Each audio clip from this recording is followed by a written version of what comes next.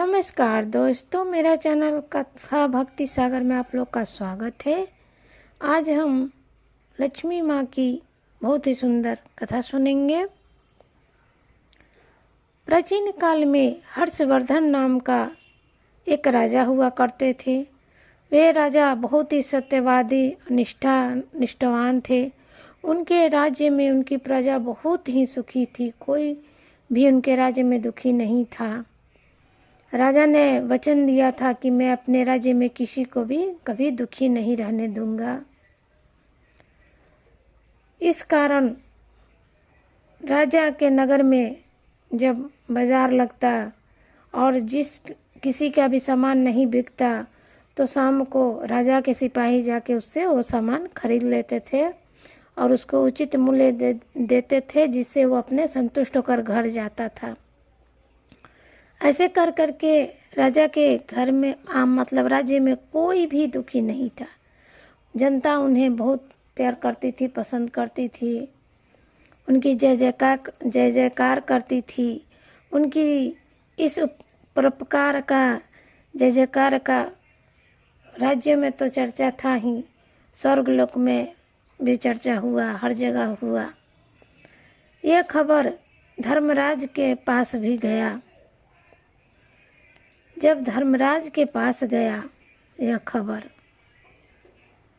तो उन्होंने सोचा धर्मराज जी कि चलो धरती पर चल के इनका प्रतीक्षा लेते हैं परीक्षा, क्या ये सच में ऐसा है, क्या है। उन्होंने एक ब्राह्मण का रूप धारण किया और ब्राह्मण का रूप धारण करके एक पोटली ले ली। उस पोटली में कूड़ा करकट भर लिए और दरिद्रता को भर के बाजार में जाके बैठ गए। सुबह से शाम हो गया, किसी ने भी उनका वो कूड़ा कचरा नहीं खरीदा। कौन खरीदे कूड़ा कचरा। शाम को राजा के हर्षवर्धन राजा के सिपाही आए। उन्होंने नए आदमी को देख के अपने राज्य में पूछा कि आप तो हमें यहाँ पहली बार दिख रहे हैं, आप क्या बेच रहे हैं, आपको क्या नहीं सामान बिका। फिर उन लोगों ने पोटली में देखा तो इसमें खाली कूड़ा कचरा है, दरिद्रता है।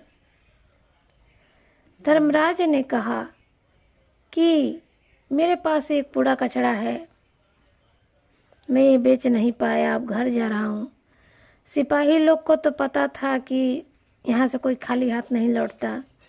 उन्होंने कहा कि मैं इस कूड़ा कचरा को आपको 200 स्वर्ण मुद्राएं दूंगा, आप दे दीजिए।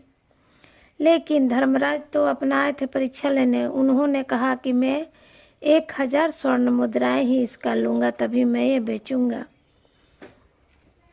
तब राजा के सिपाही राजा के पास जाके उन लोगों ने राजा से बताया कि एक ब्राह्मण है और अपनी पोटली में सिर्फ कूड़ा कचरा और दरिद्रता भर के लाया है और उसका 1000 स्वर्ण मुद्राएं मांग रहा है। राजा तो सत्यवादी थे, सत्य का पालन करने वाले। उन्होंने कहा कि ठीक है, वो जो मांग रहा है तुम खरीद लो, क्योंकि मैंने जो वचन दिया है फिर मेरा वचन झूठा हो जाएगा। सिपाही लोगों ने वैसा ही किया। 1000 स्वर्ण मुद्राएं धर्मराज को दे दिया और उनकी पोटली लेके राज्य में आ गए। जब वो पोटली बॉक्स आया तो राजा ने उसे महल के अंदर रखवा दिया, जिसमें दरिद्रता भी था। जब पूरा राज्य सोया हुआ था, राजा बैठे हुए थे महल के छत के ऊपर, तो उन्होंने देखा कि एक बहुत ही सुंदर स्त्री उनके महल से निकल के जा रही थी। 4 हाथ थे उसके, चारों हाथ में कमल का पुष्प लिए थी, धारण की हुई थी, और उसकी आभा इतनी सुंदर थी कि मत पूछिए। तब महाराज ने उन्हें हाथ जोड़ के प्रणाम किया और पूछा कि आप बताइए कौन है, मेरे महल से क्यों जा रही हैं। तब उस स्त्री ने कहा कि मैं लक्ष्मी हूँ, मैंने तुम्हारे सत्य को देख के तुम्हारे राज्य में रह रही थी, लेकिन तुमने आज अपने राज्य में दरिद्रता को रखवा दिया है, और जहाँ दरिद्रता रहता है वहाँ लक्ष्मी जी नहीं रहती है, इसलिए मैं जा रही हूँ। महाराज ने कहा कि मैं मजबूर था, मैं अपने सत्य वचन का पालन कर रहा था। जैसा आपको ठीक लगे आप कीजिए। माँ लक्ष्मी निकल के उनके राज्य से चली गई। उसके कुछ दूर के बाद एक खूब सुंदर युवक वहाँ से निकला। महाराज ने उससे भी पूछा कि आप कौन है, मेरे राज्य को छोड़ के क्यों जा रहे हैं? तो उसने कहा कि मैं दान हूँ। अगर यहाँ लक्ष्मी ही नहीं है तो फिर यहाँ दान का क्या काम? जहाँ लक्ष्मी होती है वहीं दान रहता है। महाराज ने उन्हें भी कहा कि जैसा आपको ठीक लगे। दान भी निकल के चला गया। उसके बाद यह एक फिर युवक वहाँ से निकला। युवक निकला तो महाराज उनसे भी पूछे कि आप कौन हैं, आप मेरे महल को छोड़ के क्यों जा रहे हैं? तो उसने कहा कि जहाँ लक्ष्मी और दान नहीं वहाँ यज्ञ का क्या काम? जब लक्ष्मी और दान रहेगा ही नहीं तो यज्ञ कौन करेगा? इसलिए मैं यज्ञ हूँ, मैं भी छोड़ के जा रहा हूँ। बारी बारी से एक एक यश जो भगवान के थे जा रहे थे। भगवान अंदर अंदर टूट रहे थे, लेकिन वो तो सत्य का पालन कर रहे थे, वो सत्य को छोड़ नहीं सकते थे। उसके बाद एक और पुरुष वहाँ से गया जो यश था। उसने भी यही कहा कि लक्ष्मी दान यज्ञ है ही नहीं इस महल में, तो यश का क्या करना? यश भी निकल के चला गया। उसके बाद फिर एक बहुत ही सुंदर स्त्री वहाँ से निकल के जा रही थी। तो राजा ने पूछा कि अब आप कौन है जो मेरे राज्य को छोड़ के जा रही हैं? तो उसने कहा कि मैं कीर्ति हूँ। यहाँ पर जब माँ लक्ष्मी नहीं, दान नहीं, यश नहीं, यज्ञ नहीं, तो फिर कीर्ति रह के क्या करेगी? महाराज ने कहा जैसा ठीक लगे। वही कीर्ति भी चली गई। उसके बाद महाराज अंदर से बिल्कुल टूट गए, लेकिन उन तो वचन सत्यवादी थे, अपना वचन नहीं छोड़े।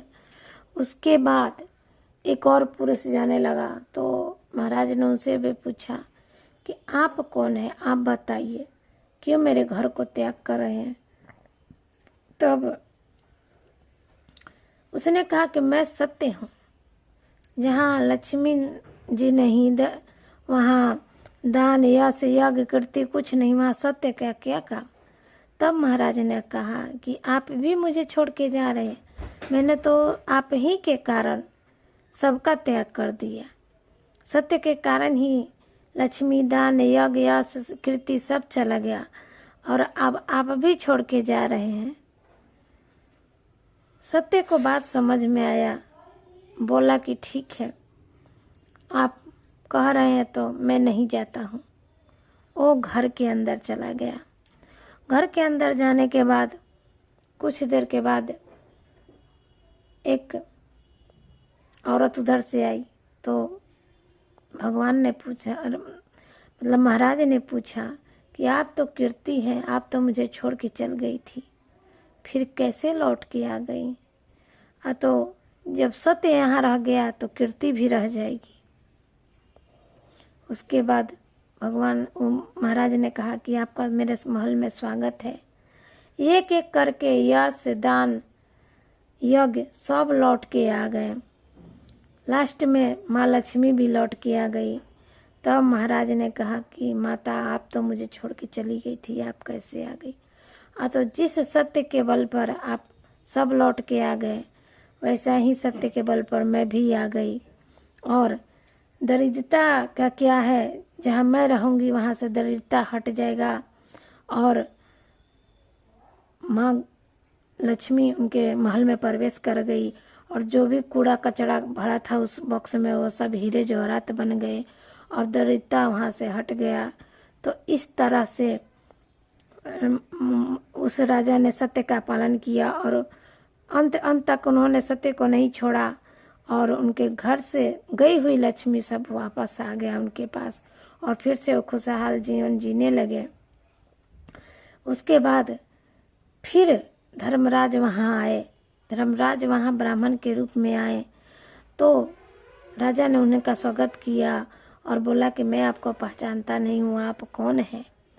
तो मैं धर्मराज हूँ, यमलोक का राजा धर्मराज हूँ, और मैंने तुम्हारी परीक्षा लेने के लिए ही मैंने तुम्हारे घर दरिद्रता भेजा था, लेकिन तुम्हारे सत्य वचन से वो दरिद्रता भी खत्म हो गया, और स्वर्ण मुद्राएं बन गया, और तुम्हारे घर में लक्ष्मी का वास हो गया। तो तुम अपने इसी तरह से आजीवन सत्य का वचन का पालन करना और तुम्हारे यज्ञ यश कीर्ति सब बढ़ते रहेगा।